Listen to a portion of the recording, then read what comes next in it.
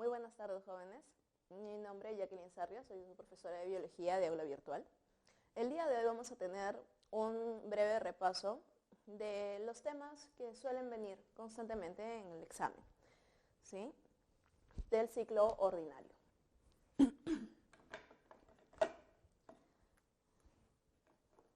Me disculpan un poquito la voz, pero estoy un poquito delicada de salud. En biología, en el primer capítulo, la primera semana, habíamos visto que las características de los seres vivos en realidad son bastante sencillas y son 7. Pero lo que tenemos que tener en cuenta es que, y esto siempre suele venir en el examen, a veces para marcar verdadero o falso, o para escoger cuál es la correcta o la incorrecta, y es que todos los seres vivos, y esto vamos a verlo de manera rápida, como manera introductoria, es que todos los seres vivos tienen estas características: la organización específica, el movimiento, el crecimiento, metabolismo, reproducción, adaptación,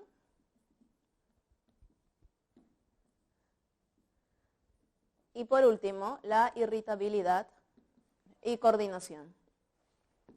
Todos los seres vivos, todos, absolutamente todos, tienen estas 7 características. No olvidemos eso. Desde los organismos más simples, que son las bacterias del reino Monera, hasta el ser humano del reino Animalia, ¿sí? Desde el más simple, así sea unicelular, hasta el más complejo, ¿sí? No olvidemos ello. No olvidemos que en el examen también podría venir respecto a cuando nos describen, como ahora las preguntas son DECO, el párrafo nos puede describir a un individuo, a un ser vivo. Cuando nos dicen un organismo unicelular, heterótrofo, que puede tener capacidades fototróficas, unicelular, nos podrían estar hablando de un protozoario. Y solamente para no tener duda, con respecto a los reinos, son 5 reinos. El consenso en ciencias es que son 5 reinos. Si ustedes buscan en internet, que no lo recomiendo, van a encontrar autores que mencionan 6 reinos hasta 9 reinos. No lo recomiendo particularmente porque el consenso al que se ha llegado hasta el momento es de 5.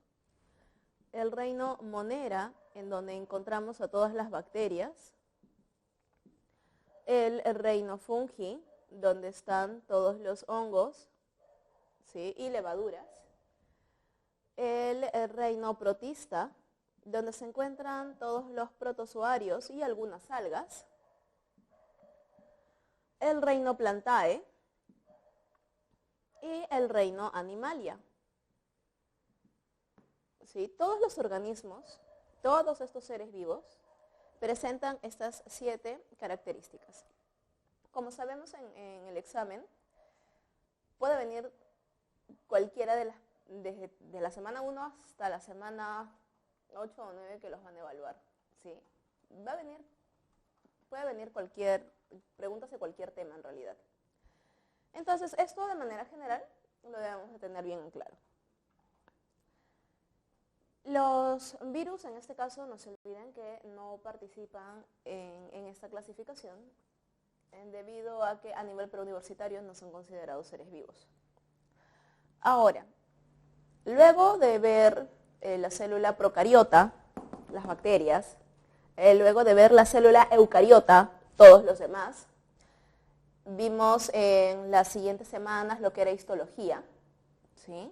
Las diferentes células de los tejidos, básicamente de plantas y animales, eso de manera rápida.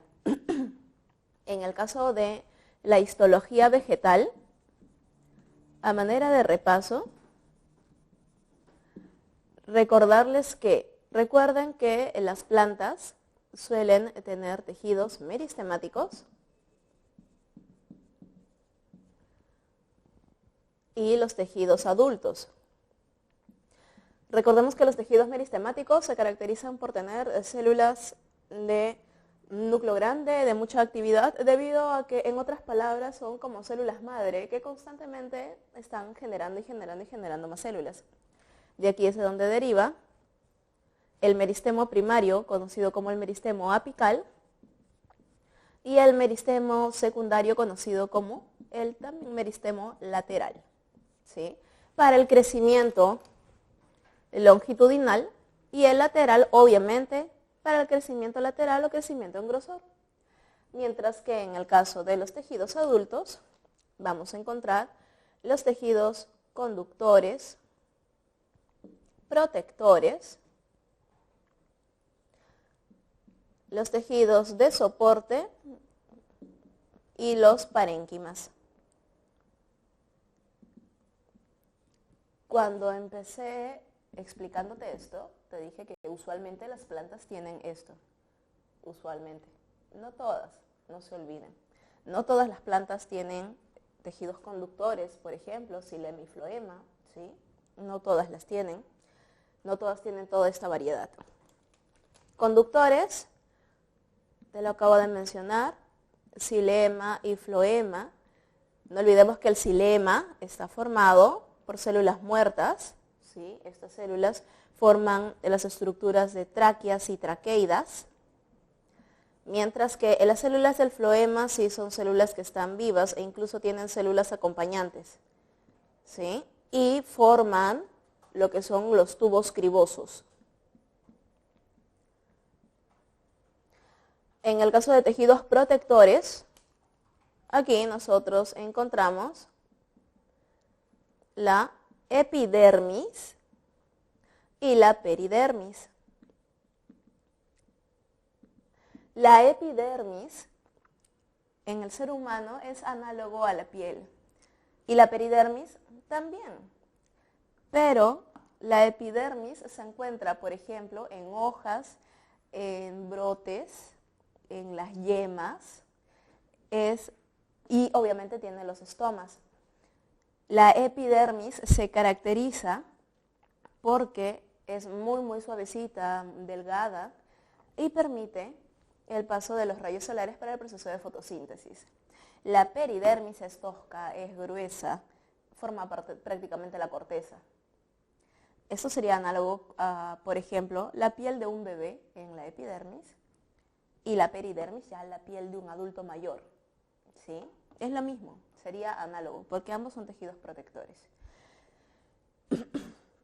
No olvidemos que en la epidermis vamos a encontrar los estomas, y cuando en la epidermis, si yo tengo por aquí una ramita joven, una ramita verde, una ramita que está en brote, es toda verdecita todavía, recordemos que aquí en la rama también ocurre fotosíntesis, no solamente en las hojas, sino también a nivel de las ramas verdes. También hay fotosíntesis ahí. Pero esta rama joven no siempre va a ser así. Con el paso del tiempo va creciendo, va engrosando, la epidermis va endureciéndose y va formando la peridermis. Pero en donde habían estomas, toda la lignina que se va acumulando va matando a las células para formar la corteza. Y donde habían estomas, quedan ahora solamente los agujeros, los ostiolos. Y en la rama adulta, nosotros podemos encontrar solamente ya los ostiolos, huequitos. Pero obviamente tienen un nombre. En este caso, en la rama joven se llama el estoma, y en la rama adulta se llama lenticela. Eso es muy importante. Los tejidos de soporte, por ejemplo, aquí tenemos acolénquima y esclerénquima. Las diferencias es que colénquima brinda soporte, pero flexible, ¿sí? Brinda flexibilidad. Sus células tienen las paredes engrosadas, pero de celulosa, ¿sí? Son células de paredes engrosadas con celulosa, muy flexibles. Por ejemplo, una ramita verde, si tú la agarras y la quieres partir, no puedes. La ramita se va a doblar para un lado y para otro, pero no se va a romper. En cambio, tú agarras una rama adulta y la partes y se quiebra. Eso que se quiebra es gracias al esclerénquima, porque el esclerénquima brinda rigidez. La célula tiene paredes lignificadas, paredes sumamente resistentes. La célula está muerta, ¿sí? Y forma toda una estructura rígida, que si lo doblas, se quiebra. Y por último, no olvidemos los importantísimos parénquimas, en donde encontramos el parénquima de reserva, ¿verdad? Que es prácticamente nuestro alimento, lo que nosotros consumimos. El parénquima clorofiliano.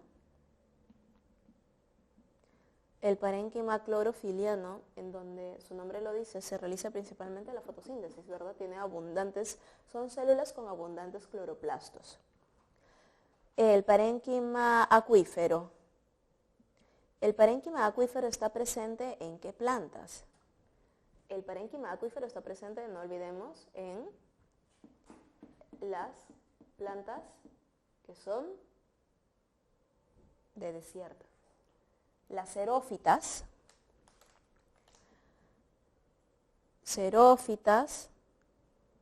cactáceas, o también las llaman suculentas, ¿no?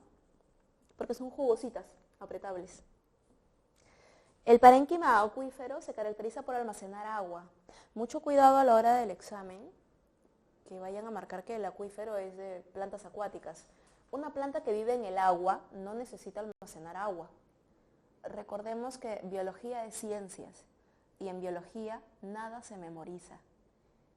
Por eso es que al menos todas las clases que he intentado siempre es dándole un sentido, explicando un porqué. En biología todo tiene un porqué y un para qué. Un ser vivo nunca va a tener una estructura que no la va a necesitar, ¿sí? Y eso es muy importante considerarlo.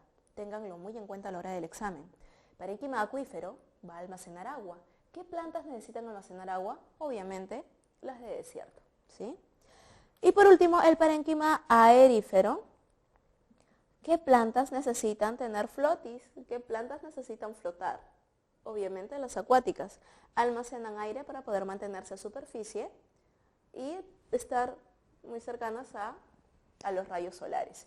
Sin embargo, esto lo vamos a ver todavía en algunas semanas más. Cuando veamos Reino Plantae, veremos a las algas. Dentro de ellas una variedad de algas, las algas gigantes, por ejemplo, las algas pardas, que tienen unos flotis, tienen como bombitas llenas de aire. Pero las algas gigantes no viven en superficie, sino forman los bosques marinos. Ha venido antes en el examen, o sea, no necesariamente tienen que ver Reino Plantae para que te pregunten algo de esto. Una pregunta de eco te puede contar, te puede informar que existe tal ser vivo con tales características que ya hemos visto, para que tú deduzcas algo, ¿sí? En ese caso, las que viven en el fondo del mar, esas algas tienen una fotosíntesis especializada. La fotosíntesis que nosotros hemos visto en teoría, que hemos visto en clase, es un tipo de fotosíntesis. Las plantas tienen más de 10 tipos de fotosíntesis. Las plantas que son, por ejemplo, las cactáceas, tienen otro tipo de fotosíntesis. Las algas, las acuáticas, tienen otro tipo de fotosíntesis. Los árboles comunes tienen la fotosíntesis que hemos visto, producción de glucosa. Las palmeras tienen otro tipo de fotosíntesis, ¿sí? Las plantas que almacenan proteínas tienen otro tipo de fotosíntesis y así, ¿se entiende? No memoricen nada de memoria, todo tiene que ser por lógica. La ciencia utiliza mucho la lógica. Además que recuerda algo muy importante, es que en el examen, cuando te digan en biología todos o ninguno, duda de esa clave, porque en biología siempre hay excepciones, ¿sí? Un minuto, voy a borrar la pizarra, no se vayan. En la parte de histología animal,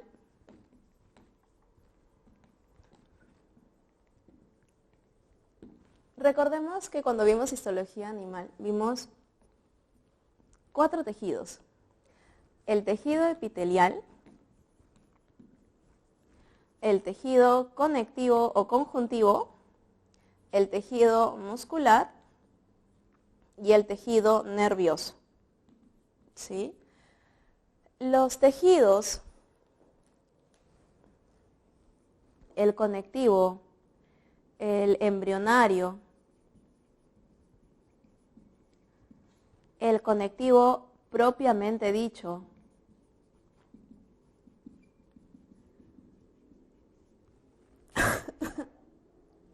perdón, el tejido conectivo especializado, adiposo, cartilaginoso, óseo, sanguíneo. ¿Sí? Todos los demás tejidos que nosotros conocemos están aquí, dentro del conectivo, toda una variedad. ¿Sí? Recuerden que son solamente 4. Todos los demás son subtipos del conectivo. Y es que, bueno, el conectivo viene del mesénquima, ¿no? Las células madre que se encuentran incluso a nivel de cordón umbilical. De ahí es de donde deriva toda esta línea. En el caso del tejido epitelial tenemos una variedad también bastante interesante, ¿no? Como el tejido epitelial, el simple, el pseudoestratificado, el estratificado, ¿sí? El que es cambiante, ¿verdad? Conocido como el de transición. Y tenemos el glandular. En el caso del tejido muscular, no olvidemos que tenemos aquí 2. El amuscular liso y el muscular estriado. ¿Cuál de los dos es involuntario? O sea, que no sigan nuestra voluntad, hacen lo que se les da la gana. ¿Cuál de los dos? Depende, porque en realidad son los dos. El liso es involuntario, pero el estriado tenemos 2 subtipos. El estriado cardíaco, que este es involuntario, hace lo que quiere. Y el estriado esquelético, que es el único que nos hace caso, ¿verdad? Él sí es voluntario. Sigue nuestra voluntad, el movimiento. Y por último, en el caso del nervioso, bueno, tenemos como célula principal a la neurona y a la microglia. Sí, todas las neuronas de la glía, ¿verdad? Las protectoras. ¿Listo, chicos? Por cuestiones de tiempo, una visión general, recordando todo lo que hemos hecho a nivel de histología. Luego de ver histología, y si se dan cuenta, a lo largo de todo el ciclo de la pre, hemos ido desde seres vivos, sus características, luego hemos visto la célula, luego tejidos, y luego pasamos a ver los órganos y sistemas. Los órganos y sistemas se ven principalmente en los animales, si es que se han dado cuenta. ¿Sí? Por eso es que vamos a hacer un repaso ahora de todo el reino animalia y los sistemas que encontramos en ellos. Hemos visto sistema digestivo, sistema circulatorio, sistema respiratorio, sistema excretor, reproductor. Hemos visto una variedad de sistemas. ¿Sí? Por eso vamos a ver los phylum del reino animalia. Y solamente para recordar, que estoy segura que ustedes deben de conocer esto, la pirámide de la taxonomía, ¿verdad? Lo más específico es la especie, luego viene el género, luego familia, luego viene orden, clase, el phylum, por último el reino. ¿Sí? Si bien es cierto esto, usualmente se ve al final, ¿verdad? Pero es que esto es cultura general, debemos de saberlo. Vamos a ver al reino animalia y sus diferentes fila. Fila es el plural de phylum, ¿no? Solamente para que se vayan familiarizando con estos términos. ¿Sí? Vamos a ver al primer phylum del reino animalia y todas las características de sus sistemas. ¿Sí? Por favor, presten mucha atención porque son los modelos que suelen venir.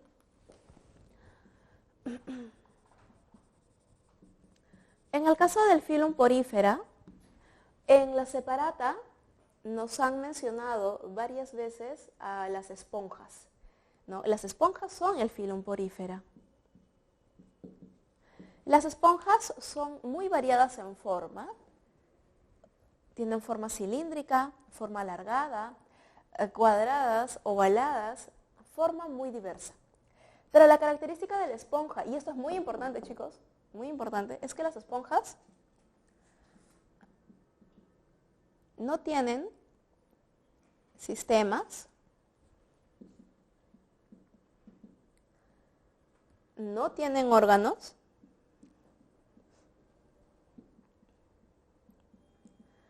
ni siquiera tienen tejidos verdaderos. La esponja lo que tiene en realidad son pseudotejidos. ¿Y cómo algo tan simple puede ser un animal? Y es que recordemos, y nuevamente les digo, esto no es memoria, esto es ciencia, y la ciencia es lógica. Un animal se caracteriza por 3 cosas, no por las 7 características de los seres vivos, ¿eh? Eso lo tiene todo el mundo, o sea, desde una bacteria hasta un animal. En el caso de la esponja, es un animal porque cumple, primero, las esponjas son multicelulares, tienen variedad de células. O sea, no interesa si tiene tejidos, órganos o sistemas. Lo que importa es que tenga variedad de células, y la esponja lo tiene. También que sea heterótrofo. Todos los animales somos heterótrofos. No hay ningún animal, no descubierto hasta el día de hoy, que sea autótrofo. ¿Sí? No sería animal. Podría ser tal vez un protozoario. Y por último, todo animal se desplaza en alguna etapa de su vida. Pero si nosotros hacemos memoria, la esponja es sésil, ¿verdad? La esponja adulta, así como le he dibujado, ella es sésil, pero adulta. La esponja era una larva. Y cuando era larva, era móvil, nadaba justamente buscando un lugar donde fijarse y desarrollar el adulto. Todo animal se desplaza en alguna etapa de su vida, ¿sí? Por si acaso. Ahora, las características de este animalito, como no tiene sistemas, no tiene órganos, no tiene tejidos, pero obviamente va a cumplir las funciones de todo animal. Por ejemplo, uno de los primeros sistemas que nosotros vimos fue el sistema digestivo. ¿Tiene sistema digestivo? No, no lo tiene. ¿Pero tiene digestión? Eso es otro término, ¿verdad? Digestión sí tiene. Y la digestión la realiza a través de unas células que tiene en su interior llamadas cuanocitos. El cuanocito es una célula que tiene como un collarín en donde este flagelo lo agita y el fitoplancton, el zooplancton, ingresa a la célula y realiza obviamente la digestión intracelular. ¿Este animal respira? Obviamente, claro que respira, pero no necesita pulmones, porque es un organismo muy simple, ¿sí? El intercambio gaseoso lo realiza de manera directa con el agua, ¿sí? Lo realiza con el agua, con el oxígeno que está diluido en el agua. ¿Cómo excreta? También por difusión, ¿sí? También por difusión. Su circulación no lo necesita, no lo requiere, ¿sí? ¿Y por qué este animal es tan simple y no evolucionó a algo más? Así como está, está bien. Si tú te preguntas o crees que una bacteria es un organismo muy simple, pues en realidad no lo es. Si bien es cierto, las bacterias o los organismos, los animales simples son tan simples porque no necesitan de más. No necesitan nada más para cumplir todas las funciones. Si hablamos del reino Monera, si hablamos de las bacterias, pregunta, ¿una bacteria nos puede matar? Sí, nos puede llegar a matar. ¿Necesita evolucionar a algo más? ¿O siendo el organismo más simple del mundo, en realidad puede matar al más complejo. ¿Sí? Está bien así, que no evolucione a más. ¿Se entiende ese concepto? ¿Sí? Una cosa es el organismo más evolucionado o el más complejo. Esos organismos son muy simples, pero puede realizar todas sus funciones en medio de su simpleza. Yo te aseguro que si el animal hubiese necesitado desarrollar algo más para sobrevivir, lo hubiese hecho. Y si no lo ha hecho, es porque no lo requiere. ¿Sí? Con respecto a su reproducción, vamos viendo también ello, aprovechando el tiempo, es que puede desarrollar por gemación una yemita, o cuando forma la larva es su forma de reproducción sexual, ¿no? Cuando forma gametos en partes del cuerpo de la esponja y los gametos se fecundan. ¿Y en qué momento escoge cómo reproducirse?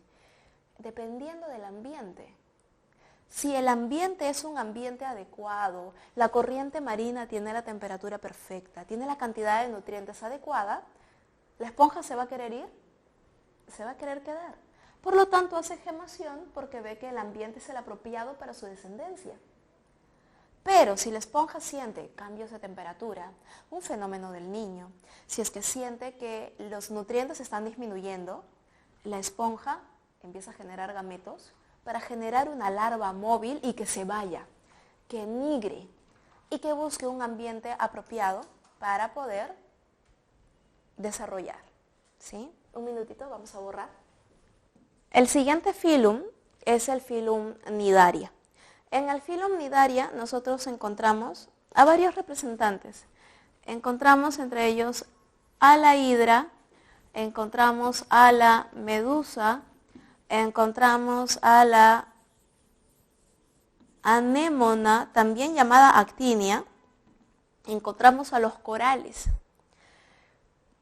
¿Cómo son los sistemas de estos animales? El filum Cnidaria ya es un filum diblástico, o sea, ellos sí tienen tejidos verdaderos.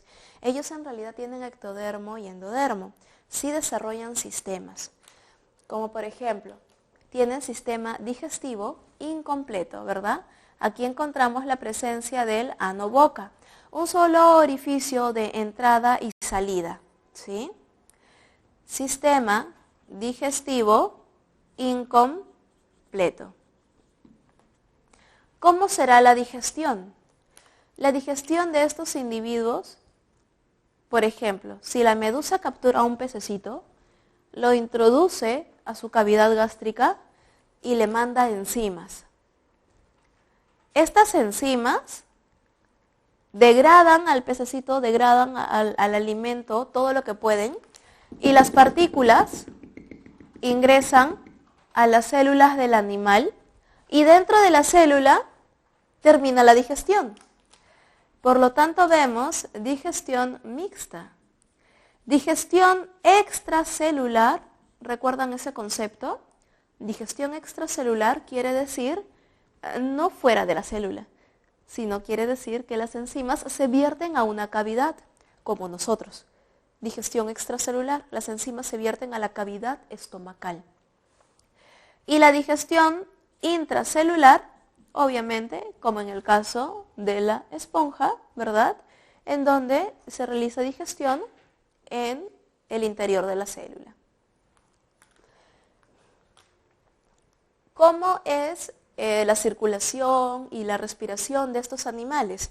Bueno, aprovechando su medio acuático, obviamente estos animalitos realizan la simple difusión. ¿Cómo excretan? Por difusión, ¿sí? Hacen todo ello por difusión. Su sistema nervioso. El sistema nervioso de estos animales se caracteriza por ser como un enmayado.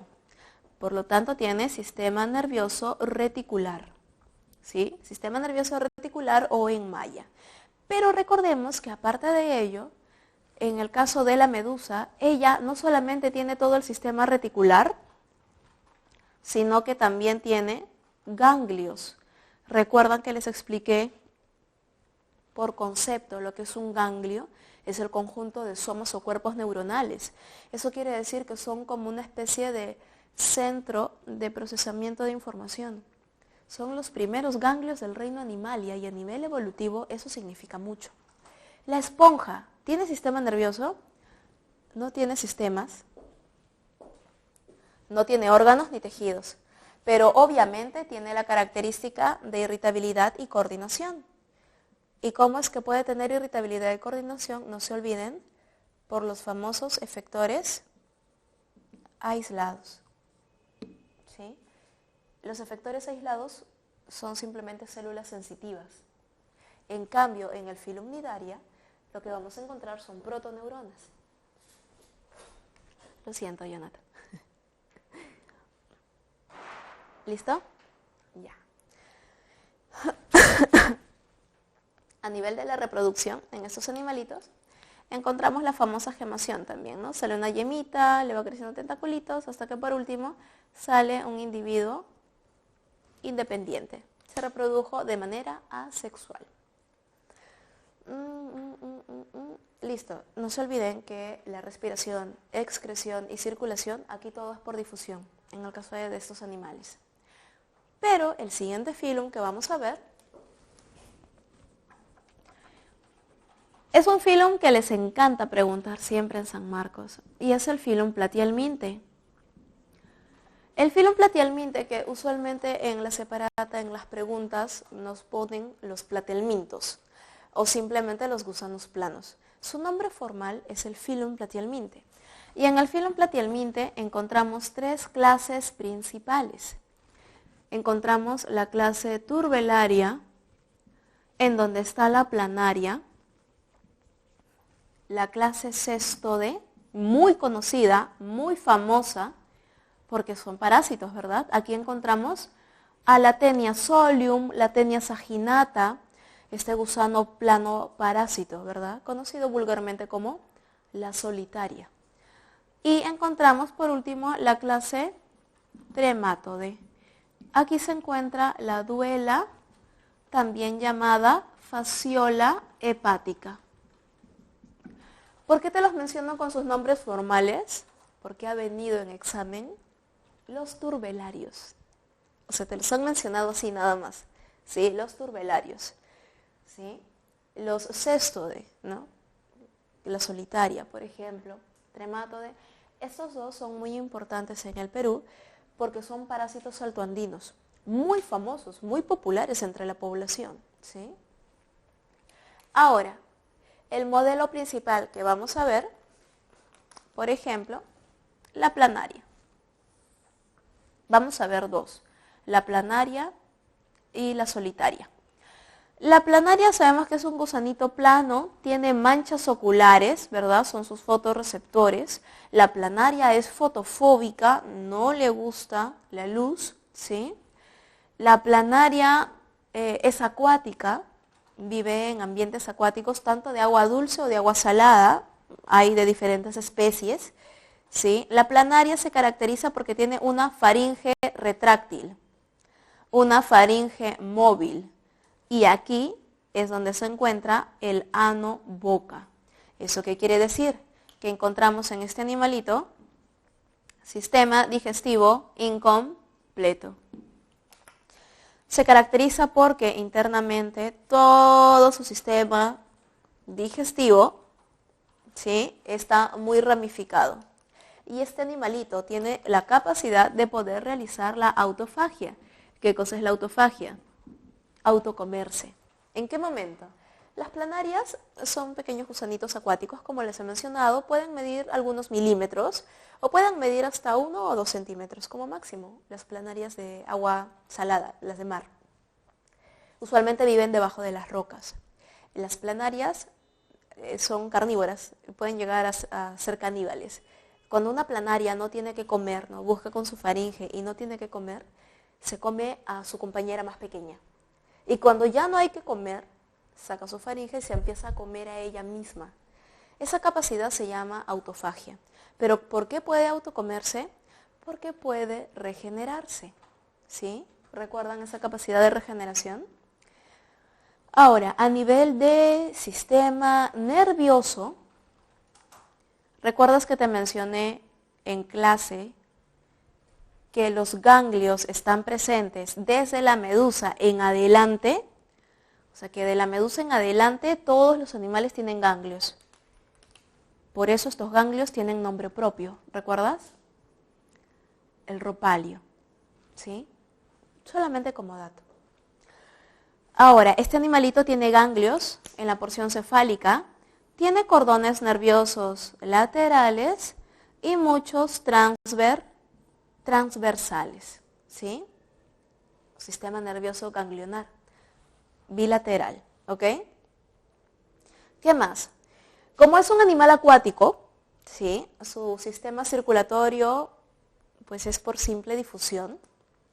Respira de igual manera por difusión, hace intercambio gaseoso directo con el medio, ¿sí? Pero su excreción aquí es diferente. Este animalito tiene una estructura excretora conocida como el protonefridio. Y el protonefridio está formado por células flamígeras, en forma de flama, nada más, ¿sí? Esta estructura es una estructura excretora. No confundirlo con la digestión, ¿eh? Tiene ano-boca. Y aquí, chicos, es donde hay algo que tenemos que tener bien en claro. Cuando nosotros excretamos, ¿qué es lo que hacemos? Lo que yo siempre les pregunto a mis alumnos en clase. Cuando nosotros excretamos, ¿qué hacemos? ¿Pipí o popó? ¿Sí? La respuesta, pipí. Miccionamos, orinamos. La excreción lo realiza el sistema excretor, los riñones, uréteres, vejiga, uretra. Los riñones son los órganos que se encargan de filtrar toda la sangre llena de toxinas y forma el líquido excretorio, la orina. Cuando nosotros excretamos, miccionamos. Las heces son el desecho de la digestión. Tengan mucho cuidado con eso, ¿eh? Al momento de la excreción. Al igual que al momento de la digestión, ocurre el proceso de absorción, ¿sí o no? Absorción de nutrientes a nivel del intestino. Y en la excreción, ¿qué ocurre? A nivel de túbulos uriníferos, túbulo contorneado proximal, túbulo contorneado distal, lo que ocurre es la reabsorción de nutrientes, de glucosa, proteínas, agua, sales que el cuerpo necesite. Se llama reabsorción en el sistema excretor, absorción a nivel del sistema digestivo, ¿sí? Tengan eso muy en cuenta. Diferenciando bien la función de excreción y los desechos de la digestión, se puede tener este panorama bien claro.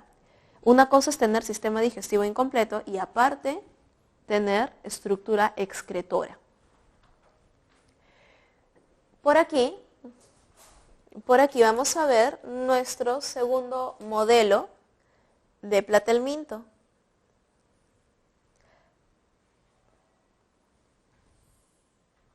Una tenia. La tenia solium o tenia saginata es un parásito que tiene una cabecita muy particular. En su cabeza tiene una estructura como ganchos para poder aferrarse al intestino. Tiene como ventosas. Obviamente, estos no son manchas oculares, no lo necesita, vive dentro del intestino. ¿Sí? Tiene como unas ventosas por donde se adhiere, ¿sí? Se adhiere a nuestro intestino, su cuerpo plano, segmentado. Por si acaso, cada segmento del cuerpo se llama proglótido, ¿sí? ¿Por qué te lo menciono? Porque ese animalito, a nivel del sistema digestivo, no tiene. Razónalo simplemente. Si es un gusano plano, de tejidos muy delgados, este gusanito plano vive aferrado al intestino delgado. ¿Cuánto puede medir una tenia? Depende cuántos años vivas con ella. Puede medir 30 centímetros, puede medir 1 metro, 2 metros, ¿sí? De largo. Porque total tenemos como 9 metros de intestino. Puede ser muy grande. Pero la característica de la tenia es que se aloja estratégicamente en el intestino delgado porque ahí ocurre la absorción de nutrientes. Ella no tiene sistema digestivo, ¿por qué? Porque no lo necesita, así de sencillo. ¿Por qué no lo necesita? Porque este animal absorbe directamente los nutrientes, ¿sí? Los absorbe. Y lo que queda, eso lo deja para el humano. ¿Sí? Esa es su característica. A pesar de que es un platelminto, ya es un animal triblástico, no tiene sistema digestivo. Pero sí tiene protonefridios, sí tiene estructuras reproductoras, ¿sí? A nivel de reproducción, recordemos que la planaria es un organismo hermafrodita. Hermafrodita insuficiente. Pero su prima, la tenia, ella es hermafrodita suficiente. Ella sí puede autofecundarse, por eso se llama la solitaria, ¿sí? En cambio, la planaria, recordemos la manera sexual de reproducción de la planaria, porque la planaria, eso que la parten a la mitad y se regenera, es simplemente algo fortuito, es una forma de cómo sobrevivir, ¿sí? A la planaria, cuando la parten a la mitad y se regenera, es para no morir y termina reproduciéndose, de una salen dos, eso es reproducción. Pero las planarias, no se olviden que de manera natural ellas son hermafroditas y ellas copulan en su medio ambiente natural. Hay penetración mutua, ambas quedan preñadas o embarazados y ambos ponen huevitos y ya está. ¿Sí? Chicos, vamos a continuar con el siguiente filum. Vamos a mencionar el filum Nematode. ¿Sí? Vamos a mencionar también el filum Annelida. Nos faltan estos dos grupos de gusanos. Recordemos que en el reino Animalia hay tres grupos de gusanos muy importantes. El filum Platihelminthe, el filum Nematoda y el filum Annelida. Gusanos planos, que ya los vimos. Gusanos redondos o cilíndricos, el nemátodo. Y el anélido, que es el animal el gusano anillado. ¿Sí? Y chicos, por si acaso, por si es que aún no se dan cuenta, estamos viendo sistema digestivo, circulatorio, excretor, reproductor, o sea, estamos viendo respiratorio, estamos viendo todos los sistemas por cada modelo animal, porque a la hora del examen te puede venir cualquiera de ellos, ¿sí? Y te lo estoy mostrando de forma ordenada, de manera evolutiva, porque es la mejor forma de entenderlo. Tú no debes de memorizarte, tal animal tiene tal cosa, tal cosa, tal cosa. No, tienes que saber qué animal es, quién fue su ancestro y quién viene después, para que le encuentres una lógica, porque la memoria a la hora del examen con los nervios te falla. Y por si acaso estamos viendo hasta la semana de reproducción, hasta la semana 9. Estamos viendo todo ahorita, ¿sí? Todos los sistemas en uno solo. Ya vamos a empezar todavía no se han presentado animales con sistema circulatorio. Todos los animales que hemos visto hasta ahorita, si se han dado cuenta, es por difusión. El intercambio gaseoso es por difusión, difusión. Filum porífera, difusión. Filum nidaria, difusión. Filum Platihelminthe, difusión. Aquí es cuando la situación empieza a cambiar. Porque aquí vamos a hablar de triblásticos acelomados, pseudocelomados y los celomados. Y empezamos con un poquito más de complejidad. Así que por favor presten mucha atención. En el filum Nematode, todavía no nos han mencionado mucho, pero ha venido en la separata, hay gráficos de nemátodos. Nos han mencionado Ascaris lumbricoides. Ascaris lumbricoides es conocida como la lombriz intestinal. Otro individuo que aquí también está son los Oxyurus, ¿sí? Ascaris lumbricoides es este gusano parásito enorme, no tan grande, 30 centímetros más o menos, la hembra es muy grande y el macho mucho más pequeño y delgado. ¿Esto por qué ocurre? Estrategia. Como son parásitos, su éxito está en la reproducción. Mientras más grande la hembra, mayor cantidad de huevitos puede albergar, ¿sí? Ahora, este animal también se caracteriza porque es un parásito que no solo se queda en el intestino. Ustedes de repente, quizás en algún momento han escuchado de un parásito en el intestino, que del intestino puede subir al estómago, al esófago, sale por la boca y se puede volver a meter, sale por la nariz, se puede volver a meter, o puede salir por el ano, se puede volver a meter, ¿sí? Es un animal bastante complicado, ¿sí? Es ella, Ascaris lumbricoides. Este parásito suele venir también mucho en el examen. Es un parásito de la selva peruana, abunda ya, ¿sí? Sus características. Este animalito presenta sistema digestivo completo. Y esto es lógico. Esta lombriz intestinal no es como la solitaria, que tiene tejidos, membranas muy delgadas que puede absorber nutrientes directamente. Si te estoy informando que este animal del intestino pasa por el estómago con todo el ácido y puede salir por la boca o la nariz, quiere decir que la piel de este animal es altamente resistente. Y efectivamente, chicos, la piel de este animal es muy, muy gruesa. Si tú la cortas, parece que estuvieras cortando tela. Su piel es altamente resistente. Por lo tanto, no puede absorber nutrientes a través de la piel, ¿sí? Come y excreta y defeca también dentro de nosotros, ¿sí? Tiene sistema digestivo completo.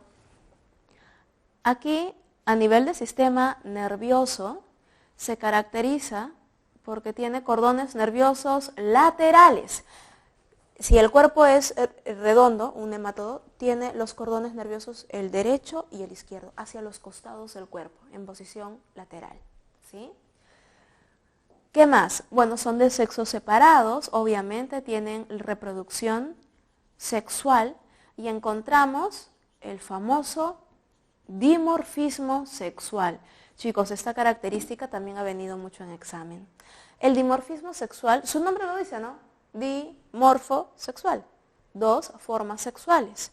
El dimorfismo sexual lo encontramos, por ejemplo, en las aves. El pavo real, el macho, tiene una cola enorme, colores muy bonitos, muy llamativos, ¿verdad? Ese es el macho. Pero si ustedes han visto la hembra es pequeña, es parda, colores opacos, que si tú los ves juntos parecerían de diferentes especies.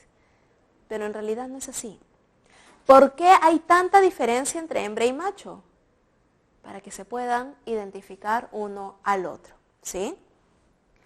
Ese es el dimorfismo sexual. ¿Y qué está detrás del dimorfismo sexual? La capacidad de cópula.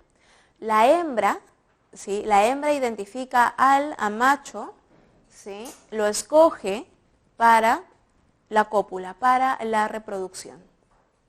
Para eso es el dimorfismo sexual. No se olviden, nemátodos, principalmente parásitos. En el filum Annelida, aquí encontramos a la famosísima lombriz de tierra, ¿verdad? La lombriz de tierra, este gusanito anillado. Pero no es el único anélido que hay.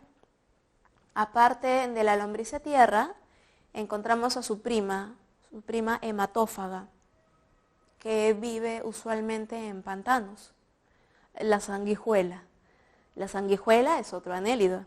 Y hay otro más, que lo llaman la lombriz de mar, la lombriz acuática. Cuando nosotros estamos en la playa, si vamos a la zona rocosa y nos acercamos a las algas, si tú abres las algas vas a ver como pequeños gusanitos que se movilizan, que van corriendo por ahí.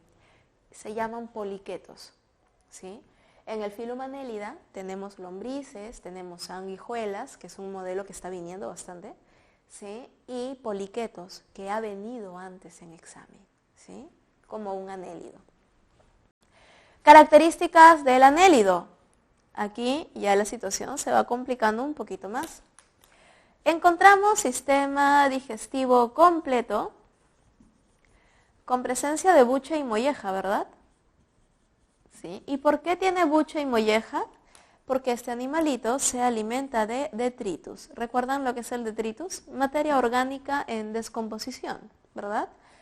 La lombriz de tierra justamente tiene el buche y la molleja para poder moler, para poder triturar, aprovechar todos los nutrientes que encuentre en lo que come, ¿no? Principalmente el detritus. Se caracteriza porque tiene sistema circulatorio cerrado. ¿Sí? Cerrado. Cuando nosotros vimos en la separata el dibujo del anélido, nos mencionaban incluso corazones, ¿no? Y yo les expliqué que no eran exactamente corazones, simplemente son ensanchamientos del vaso sanguíneo que se contrae. Y por tener esa característica lo llaman, ¿no?, corazones, pero en realidad no es tanto así. ¿Listo? Sistema circulatorio cerrado, son hermafroditas, insuficientes, nuevamente, necesita de 2 individuos para la cópula, ¿sí? Ambos ponen huevitos, son hermafroditas. ¿Cómo respira? Muy importante.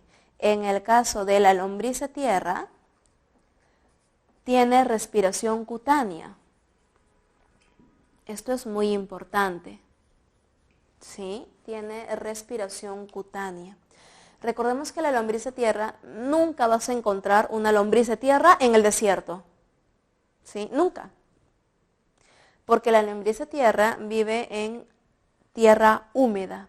Siempre tiene que haber humedad, agua alrededor, ¿sí? Humedad, para que su piel se mantenga húmeda y eso le da permeabilidad para la respiración cutánea.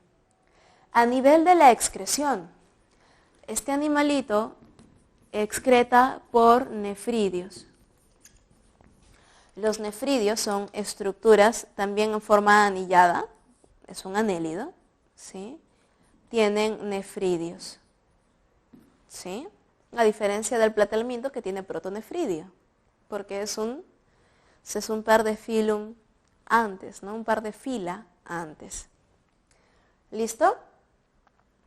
Luego del filum Annelida viene el filum Arthropoda. Me olvidaba, disculpen, aquí falta el sistema nervioso. En el caso del sistema nervioso, es ganglionar. ¿Sí? Tiene un par de ganglios, uno por encima y otro por debajo del esófago, un cordón ventral y un cordón dorsal. Cordón ventral, cordón dorsal y muchos cordones transversales, obviamente en forma de anillo. No te olvides que este animalito, la lombriz de tierra, se conoce como un animal muy complejo porque tiene sangre, tiene glóbulos rojos, ¿sí? Su sangre es rojita. ¿Listo? Ahora sí, en el filum Arthropoda, nosotros encontramos una clasificación muy extensa de los animales, pero tenemos 3 clases principales. Y es muy importante mencionarlo porque entre ellos hay diferencias. La famosa clase insecta o también llamada hexápoda, la clase arácnida y la clase crustácea. ¿Sí? En la clase insecta o hexápoda, su nombre lo dice, 6 patas. Clase arácnida, su nombre lo dice, 8 patas, ¿sí? Y en la clase crustácea encontramos 10 patitas. En la clase insecta o hexápoda, ¿qué es lo que vamos a encontrar primero en el filum Arthropoda? Características generales. Encontramos sistema digestivo completo, ¿sí? Sistema digestivo completo. Tenemos boca, tenemos ano. Sistema circulatorio abierto. Aquí encontramos la presencia de hemolinfa, en que se vierte en la hemocele, y encontramos un corazoncito con ostiolos. ¿Sí? Su respiración varía, ¿sí? Porque este animalito respira, por ejemplo, en el caso de insectos, por tráqueas. En el caso de los arácnidos, son por tráqueas modificadas en lamelas, ¿no?, que asemejan la forma de un libro. Por eso se le llama el famoso pulmón en libro, ¿no? Y en el caso de los crustáceos, ellos tienen branquias, ¿sí? Branquias No branquias como lo de los peces, ¿ah? Porque los peces son vertebrados, están mucho más adelante en la línea evolutiva, ¿sí? Mucho más. Pero son especie de filobranquias o branquias modificadas, simplemente, ¿sí? Eso es en el caso de la reproducción. En la excreción, también vale mencionar que los insectos y arácnidos excretan a través de los famosos túbulos de Malpighi, ¿sí? A través de los túbulos de Malpighi. Pero los crustáceos excretan a través de una glándula especializada que se encuentra en la parte superior del cefalotórax, conocido como la glándula verde. Recordemos que las partes del cuerpo de los artrópodos siempre son segmentadas. Por ejemplo, un insecto tiene cabeza, tórax, abdomen, ¿verdad? 3 partes. Los arácnidos tienen cefalotórax y abdomen, ¿sí? Los crustáceos también, cefalotórax y abdomen. Si alguna vez han visto un cangrejo, el cangrejo lo vemos como una bolita, ¿verdad? Eso es el cefalotórax. Su abdomen está doblado hacia adelante. En la parte de adelante el cangrejo tiene como una tapita triangular que la mueve. El cangrejo macho tiene la tapita delgada. La hembra tiene la tapita bien ancha. Si alguna vez has visto un cangrejito que en la parte de abajo a su alrededor tiene como una esponja anaranjada, esa es la hembra. Que tiene, esa esponja anaranjada son los huevitos. El abdomen ancho lo tiene justamente para sostenerlo, ¿sí? Todos los crustáceos tienen cefalotórax y abdomen, por si acaso. ¿Listo? La glándula verde, en el caso del crustáceo, se encuentra aquí, en la parte delantera. Y es una glándula que le sirve para la excreción. En insectos, por ejemplo, tenemos la hormiga, la mosca, los grillos, ¿verdad? Una variedad de insectos, los escarabajos, ¿sí? Arácnidos, arañas, tarántulas, ¿sí? Y todas sus variedades que hay. Escorpiones, ¿sí? Los escorpiones y los arácnidos parásitos, las garrapatas, la garrapata hembra que es muy grande, ¿verdad? Llena de sangre, también, ahí vemos también dimorfismo sexual. Ellos tienen dimorfismo sexual, por si acaso, ¿eh? Su reproducción en ellos es reproducción sexual, ¿sí? Porque hay hembra y macho y tienen dimorfismo sexual. ¿Por qué tienen dimorfismo sexual? Porque copulan.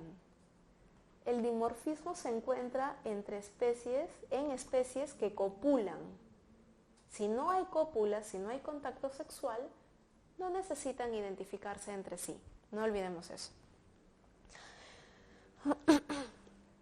¿Qué más? Sistema nervioso. El sistema nervioso es ganglionar. ¿Sí? Ganglionar. Por ejemplo, en el caso de un insecto, si tiene el cuerpo segmentado, podemos imaginar que para que los sistemas pasen por estas zonas muy delgadas, todo tiene que fusionarse, ¿no? Y efectivamente, en la parte cefálica tiene un par de ganglios y tiene cordones nerviosos fusionados y a lo largo de los cordones tiene más ganglios. ¿Entendido? ¿Qué más? Sistema digestivo. La excreción, ya la vimos. Respiración, sexual. Nada más. El siguiente filum que vamos a ver, y ya vamos terminando, vamos a ver al filum molusca. Este filum, chicos, es recontra importante, siempre viene en el examen, porque tiene clases muy interesantes. La clase gastrópoda, la clase bivalva y la clase cefalópoda. Chicos, ustedes conocen todas estas clases, ¿ah? O al menos conocen los animales que están en estas clases, ¿sí? Los van a conocer, pero ahora por su nombre formal. ¿Quiénes son los gastrópodos? los caracoles y babosas. En la bivalva encontramos al choro, conchas negras, conchas de abanico, encontramos a la almeja. ¿De qué te ríes, Jonathan? Y en la clase cefalópoda encontramos al pulpo, calamar, ¿sí? Toda una variedad. Características de los moluscos es animal de cuerpo musculoso. Eso significa. Ahora, características de los gastrópodos. Si por aquí tenemos un caracolito, Si por aquí tenemos un caracolito, el caracolito tiene sus tentáculos, sus ojitos, su boquita. ¿Sí? Sabemos que en la boca tiene la rádula, ¿verdad? Una especie de lengua fusionada con dientes para poder triturar. ¿Sí? ¿Qué vamos a encontrar, por ejemplo, en este modelo biológico? Bueno, encontramos que su sistema digestivo es completo. Aquí está la boca y el ano está más o menos a esta altura. ¿Sí? Encontramos en este animalito sistema digestivo completo, ¿sí? Con presencia de hepatopáncreas. ¿Recuerdan ese órgano? No es hígado, no es páncreas, es hepatopáncreas. Este animal no es que tenga los órganos fusionados, no. El hepatopáncreas es el órgano primitivo que da origen luego a los órganos por separado, al hígado y al páncreas. Ese concepto tienen que tenerlo muy en claro, ¿sí?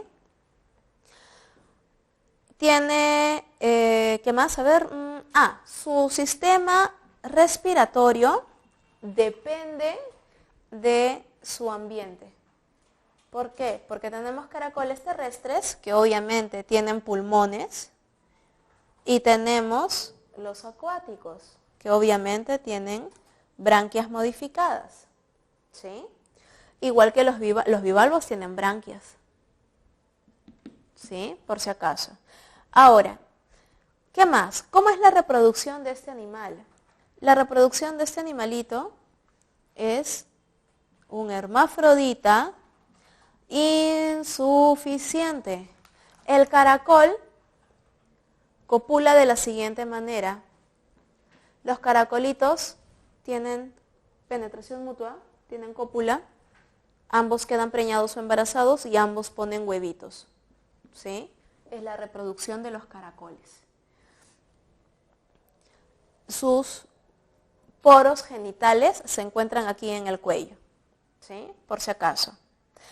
Con respecto a su respiración pulmonar, ¿por dónde respira el caracol? Su punto de respiración está acá, casi al costado del ano. Esta es como su nariz y de aquí tiene hacia el interior de su cuerpo el famoso pulmón para poder respirar, ¿sí? En el sistema nervioso, Jonathan, ¿se ve acá abajo? Ya, ok. El sistema nervioso también es sistema nervioso ganglionar. En el caso del caracol tiene 3 pares de ganglios. Un par a nivel de la cabeza, otro par de ganglios en el ápex de la conchilla o en el ápex de la concha. ¿Qué cosa significa ápex? Ápex es un término biológico, así como ostiolo. ¿Ostiolo qué significa? Agujero. Hace un rato, les mencioné el agujero que hay, los agujeros que hay en el corazón de los animales del sistema circulatorio abierto, ¿sí o no? Ostiolo, hueco, agujero. Como también en este caso que tienen sistema circulatorio abierto, ¿sí? Que lo vamos a ir apuntando de una vez. Sistema circulatorio abierto. El ostiolo también se ha mencionado en el caso de las plantas. Ostiolos, el ostiolo del estoma, el huequito. Ostiolo es un término general, ¿sí? Para no decir hueco o agujero, en biología se dice ostiolo. El ápex significa punta, ¿sí? El ápex de la conchilla del caracol, la punta de la concha del caracol. El ápex del corazón humano está ligeramente girado hacia el lado izquierdo del cuerpo, O sea, la punta del corazón está hacia un lado. ¿Se entiende? Apex también es un término general. ¿Sí? Muy bien. Entonces, tiene un par de ganglios cefálicos, un par de ganglios a nivel del ápex de la conchilla y un par de ganglios a nivel del pie o la glándula pedal, ¿no? En la parte inferior. Y estos tres pares de ganglios se comunican entre sí y forman el sistema nervioso ganglionar del caracol. Pero, ¿tú sabes cuál es la clase de estas tres? ¿Cuál es la clase que es la excepción de todo? El cefalópodo. En el caso del cefalópodo, un pulpito, los pulpos se caracterizan porque tienen su sifón, ¿verdad? ¿Recuerdan el sifón por donde bota la tinta? Sus ojitos hacia los costados, ¿verdad? Una visión. Los ojos de este animal son muy similares al del humano. Cuando encontraron eso en un invertebrado, fue realmente llamativo, porque que un invertebrado tenga esas estructuras sensoriales tan desarrolladas llama mucho la atención. Eso lo teníamos solamente los vertebrados, ¿sí? Y es que, ¿qué sucede? Que a nivel de su sistema nervioso, este animal tiene los tres pares de ganglios fusionados a manera de un cerebro primitivo. Y de este cerebro primitivo salen los nervios hacia todo el resto del cuerpo. Presenta sistema circulatorio cerrado, a diferencia de los demás, ¿sí? Él no es hermafrodita, tiene sexos separados con dimorfismo sexual. Hay pulpo hembra, pulpo macho. Para culminar, que en realidad ya son los últimos dos modelos que usualmente vienen en el examen, nos falta solamente ya el filum equinodermata y llegamos a nuestro filum, que es el filum cordata, ¿sí? El filum de los cordados. El equinodermata, sabemos que son animales de piel con espinas, ¿sí? Las estrellas de mar, erizo de mar, sol de mar, pepino de mar, todo de mar, ¿sí? Los equinodermos son estrictamente marinos, se caracterizan por ello. Su sistema nervioso, tienen un anillo nervioso alrededor del esófago, cordones nerviosos hacia los brazos. Sistema nervioso radial, ¿sí? Encontramos que este animal para su sistema circulatorio tiene un sistema acuífero en donde mantiene controlada la presión interna a través de la cantidad de agua, ¿sí? Presenta sistema digestivo completo. Lo último que hemos visto de este animalito ha sido su reproducción. ¿Recuerdan la fragmentación? Que esa es la forma asexual. Pero recordemos que de manera sexual tiene reproducción por gametos, ¿no? Sexual.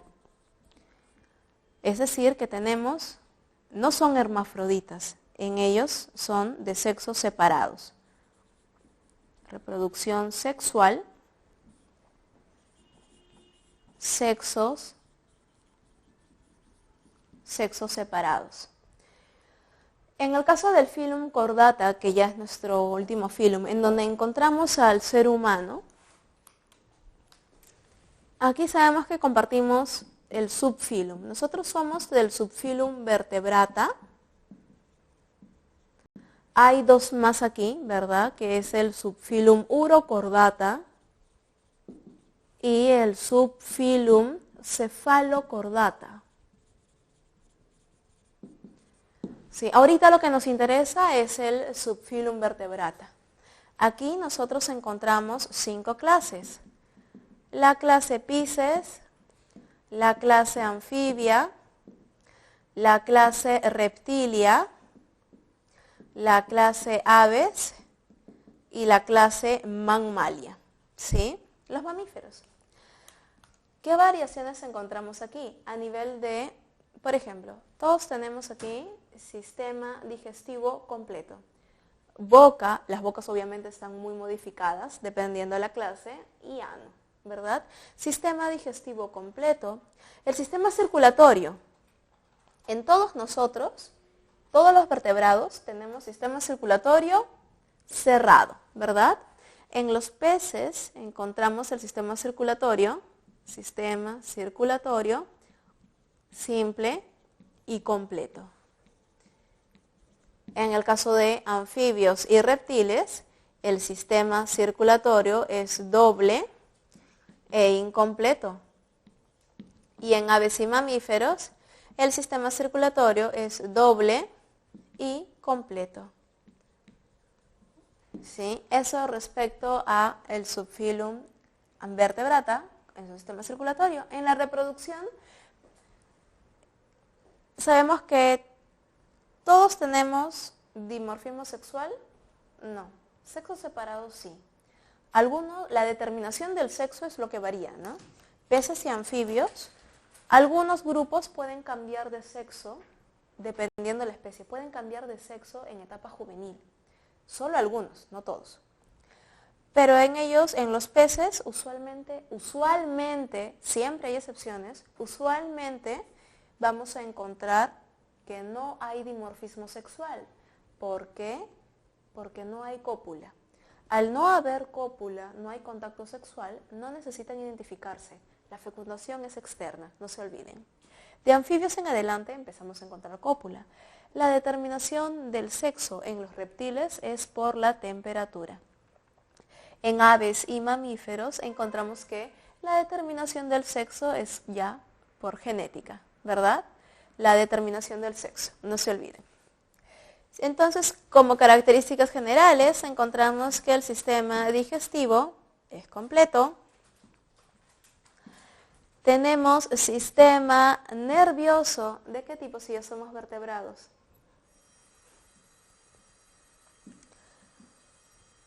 Encefálico, ¿verdad? Con presencia de sistema nervioso central y sistema nervioso periférico. Encontramos además el sistema excretor. Aquí ya encontramos un sistema excretor ya especializado. Encontramos riñones, ¿sí? Todos tenemos riñones, todos los vertebrados tienen riñones con, obviamente, nefrones. Ya no son protonefridios, no son nefridios, son nefrones. Estructuras más complejas. Ahora, básicamente en el ser humano, ¿qué es lo que vamos a encontrar en ellos? Una gran variedad. En el humano, uno de los temas que suele venir es el sistema digestivo. En un humano,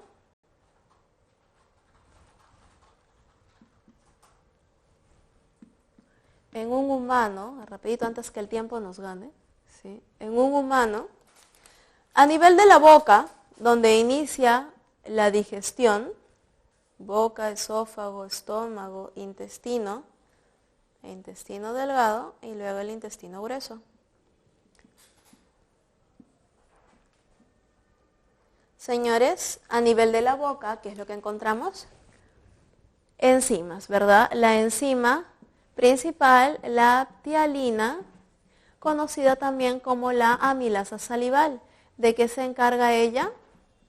Se encarga de degradar los azúcares o carbohidratos hasta maltosa. O sea que en realidad esta enzima es bastante potente. Puede degradar hasta maltosa, un disacárido. Esto es muy importante porque en teoría, gracias a la saliva, podríamos hacer una excelente digestión. Pero cuando nosotros comemos papita frita, comemos arroz, que lo sentimos salado, ¿cuántas veces masticamos? Si masticamos bien, unas 12 o 15 veces, la papa frita, al masticarla, empezaríamos a sentirle un sabor medio dulce. Y ahí es cuando ya se está empezando a obtener maltosa, ¿sí? Pero al comer la papa frita y lo pasamos sin masticar bien, en el estómago no se digieren los glúcidos. La digestión de los glúcidos se retoma en el intestino delgado, ¿sí? No se olviden de eso, por favor. En la boca, entonces, a nivel químico, se degrada solamente los azúcares. En el estómago en el estómago se degradan la enzima. No te olvides, la enzima activada se llama pepsina, pero la pepsina es el pepsinógeno más la activación por el ácido clorhídrico, ¿sí? ¿Y qué es lo que degrada la pepsina? Obviamente, proteínas, péptidos, ¿sí? Por eso su nombre. Sabemos, y esto ya es algo bastante sencillo, ¿no? El bolo alimenticio, un pH básico, cuando pasa el estómago se convierte en el quimo, ¿verdad? Ya ácido. Cuando pasa al intestino, gracias a el páncreas, ¿verdad? Y gracias a el hígado, por aquí no te olvides, ¿cómo se llama el conducto que sale del hígado? Hepático. El que sale de la vesícula, perdón, de la bilis, se llama de la vesícula biliar, se llama el hepático con el cístico, forman el colédoco, que es el que desemboca en el intestino delgado. En el caso del hígado, el hígado me produce las sales biliares, cuyas funciones son neutralizar el pH, ¿no?, del quimo del estómago, el ácido, y emulsificar las grasas. Mientras que el páncreas me produce el famoso jugo pancreático. Y el jugo pancreático, señores, es el jugo más completo de enzimas que hay. El jugo pancreático tiene enzimas que degradan proteínas, carbohidratos, grasas y ácidos nucleicos. ¿Cuáles son esas enzimas? Primero, la amilasa pancreática. Si te pasaste casi entera la papita frita o el arroz, bueno, tienes una segunda oportunidad a nivel del intestino en donde se va a poder degradar, gracias a la amilasa pancreática. Encontramos aquí la carboxipeptidasa para degradar péptidos, ¿sí? Encontramos en el jugo pancreático también las lipasas. Encontramos la tripsina, también degrada proteínas junto con la carboxipeptidasa. Y encontramos las nucleasas. ¿Qué degradan las nucleasas? Ácido nucleico. ¿Comemos ácido nucleico? Todo el tiempo. Cuando nos comemos un bistec, el bistec no es nada más que un pedazo de carne, ¿no?, de tejido muscular, estriado esquelético de un animal, de un cadáver. ¿Sí? Es tejido. ¿Los tejidos tienen células? Sí. Las células tienen núcleo y en el núcleo hay ADN. Todo el tiempo comemos ácidos nucleicos. Si comemos una ensalada de lechuga, de tomate, de lo que sea, esa planta tiene tejidos, células, núcleo, ácidos nucleicos. Los ácidos nucleicos también se digieren, gracias primero a las nucleasas. Entonces, chicos, ¿en dónde es que se inicia? ¿En dónde se inicia la digestión de los ácidos nucleicos? En el intestino. ¿Gracias a quién? Primero, a el jugo pancreático. Pero no es el único. Porque luego viene el jugo del propio intestino. ¿Sí? El jugo intestinal. Johnny, ¿se ve acá abajo? ¿Sí? Chévere. El jugo intestinal. Oh my God. No pinta. El jugo intestinal contiene otro grupo de... Acércate, Jonathan. Ah, ya, ok. El jugo intestinal contiene enzimas, pero más específicas. Por ejemplo, aquí nosotros encontramos la maltasa, encontramos lactasa y sacarasa, que son las famosas disacaridasas, ¿no? Enzimas que tienen la capacidad de degradar disacáridos. encontramos aminopeptidasas, que obviamente, gracias Yanni, que obviamente van a degradar los péptidos pequeños hasta aminoácidos. Y por último, ya no son nucleasas, ahora son nucleotidasas, cuya función es tomar el nucleótido, ¿sí?, que está por aquí con su base nitrogenada, adenina, timina, citosina, guanina, por aquí con su fósforo, y lo que hacen es romper estos enlaces. Y esto entra como subunidades monoméricas y son utilizados en el dogma de la biología en las células. Son utilizados para la síntesis de ácidos nucleicos, para pasar a RNA y luego formar proteínas. Las aminopeptidasas toman a los péptidos y los terminan de degradar rompiendo estos enlaces, ¿sí? Rompen los enlaces. Y ahora tenemos aminoácidos. Y esos aminoácidos son utilizados en la síntesis de proteínas. ¿Listo? Como ustedes se darán cuenta, el jugo intestinal no tiene nada para los lípidos. ¿Por qué? Porque los lípidos ya se degradaron aquí, ya se emulsificaron gracias a las sales biliares y ya se degradaron, ya se fueron digeridos por las lipasas del jugo pancreático. ¿Y luego a dónde van? Son transportados vía sistema linfático. Nunca se olviden de eso. El agua y el aceite no se mezclan, ¿sí o no? Por lo tanto, los lípidos pueden viajar por la sangre. Bueno, de poder pueden, pero no deben, ¿verdad? Si los lípidos viajasen por la sangre, estarían todo el tiempo taponeándonos las arterias. Los lípidos, en una persona saludable, a nivel del intestino, los lípidos, una vez que viene el jugo pancreático, recuerdan, a los lípidos los envuelven para ser transportados, los kilomicrones, ¿no? Son transportados vía linfática, a través de la linfa, parte de nuestro sistema circulatorio, perdón. ¿Entendido? Ahora, cuando la linfa ya está muy saturada de lípidos, ahí viene el problema, ¿sí? Porque ahí es cuando los lípidos empiezan a entrar a la sangre. Empiezan a haber problemas de colesterol, triglicéridos, hasta que deriva en una arterioesclerosis, ¿no?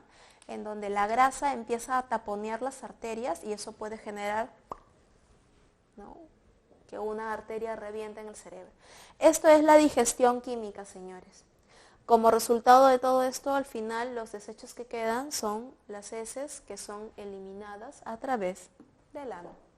Chicos, como última parte, y ya para despedirnos, vamos a las preguntas que han ido haciendo a lo largo de este repaso, vamos a ir respondiéndolas. Por ahí preguntaban bastante de la respiración celular. Bien.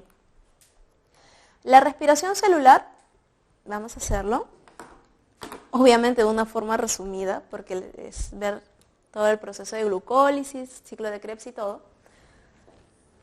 Cuando la glucosa entra a la célula, en realidad viene desde acá, ¿no? Luego de que la glucosa es absorbida a través del intestino y lo llevamos por vía sanguínea hacia todos los tejidos de nuestro cuerpo, la glucosa a través de la sangre llega hasta la célula. Aquí está la célula con su núcleo, ¿sí? Cuando la glucosa entra a la célula, sabemos que siempre se ayuda con la mitocondria para la respiración. Cuando la glucosa entra, atraviesa la membrana, debe de ingresar rápido y fácil, ¿sí o no? No debe de haber gasto de energía. Ingresa por difusión facilitada, ¿sí? Una vez dentro, la glucosa esta exosa es muy grande para que pueda entrar a la mitocondria. Por ello, en el citoplasma, la glucosa se parte a la mitad. Y esto me genera 2 moléculas de 3 carbonos, pues la glucosa a la mitad. Al romperse los enlaces, se libera energía. Y ustedes por química también saben esto. Cuando se rompe un enlace y dicen que se libera energía, ¿a qué nos estamos refiriendo? La liberación de electrones, ¿sí? Cuando los electrones se liberan, son tomados por el NAT, ¿sí? Por el NAT, formando NADH, ¿no? Un NADH aquí, otro NADH aquí, un ATP aquí, otro ATP por acá, ¿sí? Y ahora, esta molécula de 3 carbonos, cuyo nombre es el piruvato o ácido pirúvico, ahora sí esto puede entrar a la mitocondria. Cuando el piruvato o ácido pirúvico entra hacia la mitocondria, ocurre una descarboxilación. ¿Qué significa eso? Pérdida de un carbono. Como se rompe otro enlace, esta molécula que era de 3 carbonitos, se rompe y lo libera a manera de CO2, se libera energía, por lo tanto libera otro NADH, ¿sí? Ahora, para estabilizar la reacción, entra una pequeña molécula conocida como la coenzima A. La coenzima A siempre está entrando y saliendo en todo el siglo, intentando estabilizar, ayudando, nada más, ¿sí? Entonces, ¿qué me queda al final del piruvato? Vamos a tener una molécula de 2 carbonos, conocido como el acetil, y entra la coenzima A para estabilizar. Por eso se llama acetil-CoA. Esta molécula tiene 2 carbonos y ella se encuentra, ya estamos dentro de la mitocondria, ojo, dentro de la mitocondria se encuentra con una molécula de 4 carbonos, conocido como el ácido oxalacético. El ácido oxalacético tiene 4 carbonos, se junta con el acetil y me forman el famoso ácido cítrico, el cual obviamente 4 más 2 tiene 6 carbonos. ¿Qué es lo que va a ocurrir si tú sabes que esto es un ciclo? Ahora el ácido cítrico va a perder carbonos hasta volver a ser de 4 carbonos a volver a ser ácido oxalacético. Y como es lo más lógico, al romper los enlaces e ir modificando la molécula, va a ir liberando energía. Y esto, señores, es el ciclo de Krebs.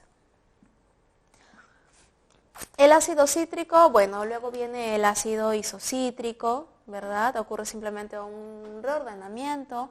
Luego aquí se libera el primer CO2, va a formar todos los ácidos que vienen por aquí, el ácido cítrico, ácido el málico, el fumárico, el succinato, el succinil, bueno, aquí viene el succinato, ácido succínico, pierde otro CO2. Recuerden que en cada liberación, en cada rompimiento de enlace, se libera energía.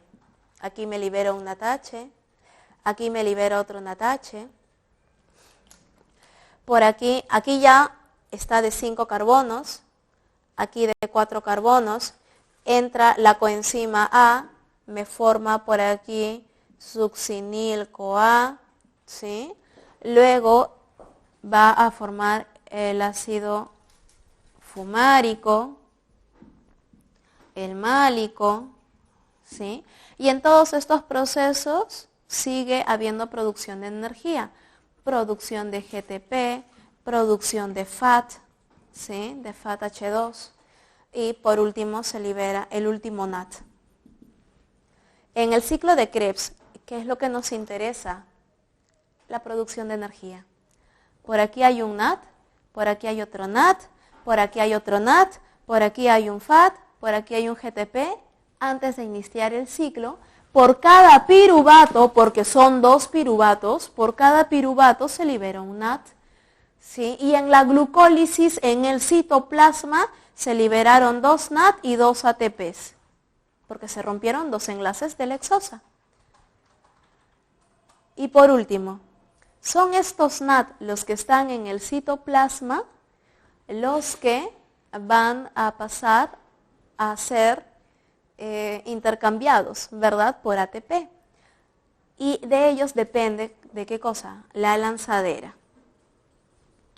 Si la lanzadera es la lanzadera de glicerol 3-fosfato, aquí vamos a obtener por cada NADH 2 ATPs. En cambio, si se utiliza la lanzadera de la mitocondria, malato, aspartato, aquí se obtiene por cada NADH 3 ATPs. ¿Sí?